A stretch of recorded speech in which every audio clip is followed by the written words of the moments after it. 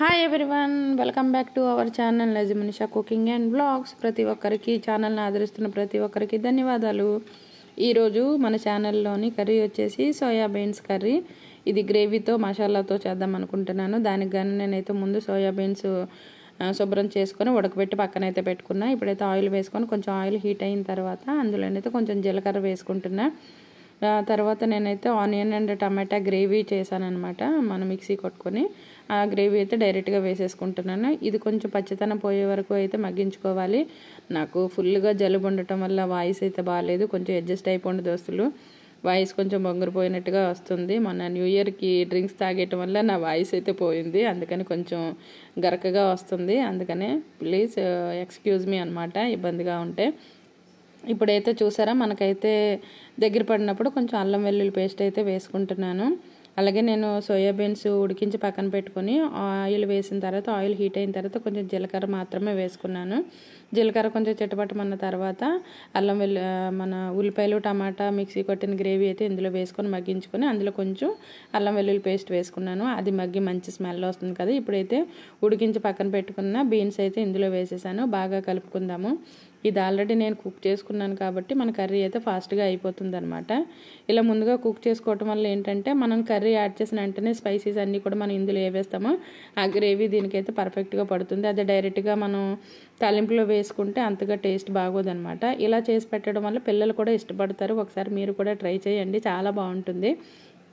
మనకు చూసారా కొంచెం ఆయిల్ కూడా తేలుతుంది అంటే మనకి కర్రీ దగ్గర పడినట్టే. మనకి ఉల్లిపాయ టమాటా పేస్ట్ అనేది ఏంటంటే మనం ఆల్రెడీ ఇందులో పచ్చితనం పోయి మంచి ఫ్లేవర్ వస్తుంది. అల్లం వెల్లుల్లి పేస్ట్ కూడా వేసుకున్నాం కదా, గుమగుమలు ఆడుతుందండో మన కిచెన్ మనకి స్మెల్ కూడా బాగా వస్తుంది. ఇలా వేసిన తర్వాత మనకు దగ్గర పడిన తర్వాత కొంచెం గరం మసాలా అయితే వేస్తున్నాను. అలాగే కొంచెం ధనియా పౌడర్ కూడా వేసుకుందాము. మనకి ధనియా పౌడర్ వేసుకొని గరం మసాలా తగ్గించుకున్నా పర్వాలేదు, కానీ కొంచెం స్పైసీ ఇష్టపడే వాళ్ళైతే కొంచెం గరం మసాలా కూడా వేసుకోండి, ఇంకా కొంచెం ఫ్లేవర్ పెరుగుతుంది. అలాగే కొంచెం కారం కూడా వేస్తున్నాను. వేసుకొని బాగా కలిగిన తర్వాత మనకి కారం పచ్చితనం పోయే వరకు అయితే మనం కలుపుకుందాము. అలాగే సాల్ట్ కూడా మనకి కర్రీకి సరిపడినట్టుగానే చేసి వేసుకుందాము. మీలో ఎంతమందికి బీన్స్ కర్రీ అంటే ఇష్టము?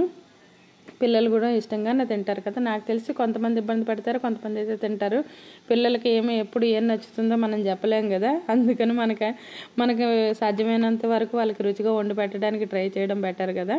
అందుకని ఈ చలికాలం కాబట్టి స్పైసీస్ కొంచెం హెవీగా తీసుకున్నా ఏం ప్రాబ్లం ఉండదు. ఎండాకాలం అయితే కొంచెం ఇబ్బంది, కానీ చలికాలం నో ప్రాబ్లం అనమాట. మన కర్రీ అయితే కొత్తమంటూ రెడీ అయిపోయింది. సింపుల్ ప్రాసెస్ అండి, కర్రీ చాలా సింపుల్గా చేసుకోవచ్చు. అలాగే హెల్దీ కూడా, చాలా మంచిది హెల్త్కి. ఇది చూసారా దగ్గరగా పడిపోయింది. మనం అన్ని సాల్ట్, కారం, గరం మసాలా, ధనియా పౌడర్, అల్లం వెల్లుల్లి పేస్ట్ అన్నీ వేసుకున్నాం కదా, చక్కగా మగ్గిపోయింది. గ్రేవీ కూడా పర్ఫెక్ట్గా వచ్చింది. మనకి చూసారా ఈ గ్రేవీ అనేది చాలా పర్ఫెక్ట్గా వచ్చింది కదా. ఇది దోశల్లో కానీ లేకపోతే వైట్ రైస్లో కానీ చాలా బాగుంటుంది. లేకపోతే ఏదైనా పప్పుచారు కానీ రసం కానీ పెట్టుకొని ఈ గ్రేవీతో ఇలా చేసి పెట్టేస్తే పిల్లలు అయితే హ్యాపీగా తింటారు.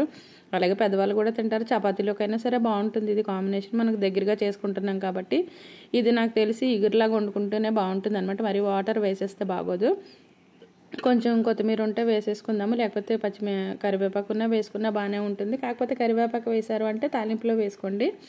నా దగ్గర కొత్తిమీర ఉంది కాబట్టి కొంత అయితే వేసేసాను. మాకు ఎంతో టేస్టీగా ఉంటే మన సోయాబీన్స్ కర్రీ అయితే రెడీ అయిపోయింది. చూసారా ఎంత చక్కగా గుద్దుగా వచ్చింది కదా. కర్రీ చాలా బాగుంది. చూస్తుంటేనే ఒక స్పూన్ అలా నోట్లో పెట్టేసుకుంటే బాగుంటుంది కదా. ఇప్పుడు మనం అయితే ఇది ప్లేటింగ్ చేసేద్దాము. చూసారా ఎంత బాగా వచ్చిందో. దోశలోకి అయితే చాలా బాగుంటుంది. మీకైతే రెసిపీ నచ్చింది అనుకుంటున్నాను. నచ్చితే ఒక చిన్న కామెంట్ పెట్టండి దోస్తులు, ఓకేనా? మీరు కామెంట్ చేయడం వల్ల ఏంటి అంటే నేను చేసిన కర్రీ రెసిపీ నా ఫ్రెండ్స్ చూస్తున్నారు, కొంతమందికి నచ్చుతుంది అన్న ఫీలింగ్ నాకు ఉంటుంది. అలాగే మీరు చూసారంటే నేను ఇలాంటి మంచి మంచి రెసిపీస్ పోస్ట్ చేయాలన్న ఉత్సాహం కూడా నాకు వస్తుంది. అందుకని చిన్న కామెంట్ పెట్టండి వీడియో నచ్చినట్టయితే. అలాగే ఛానల్ నచ్చినట్టయితే సబ్స్క్రైబ్ చేసుకోండి. అలాగే మీ ఫ్రెండ్స్కి కూడా షేర్ చేయండి. అలాగే నన్ను ఇంతవరకు తీసుకొచ్చి సపోర్ట్ చేస్తున్న ప్రతి ఒక్కరికి, నా సబ్స్క్రైబర్స్కి అలాగే యూట్యూబర్స్కి పేరు పేరున ధన్యవాదాలు. Thank you for watching this video. Thank you so much. Like this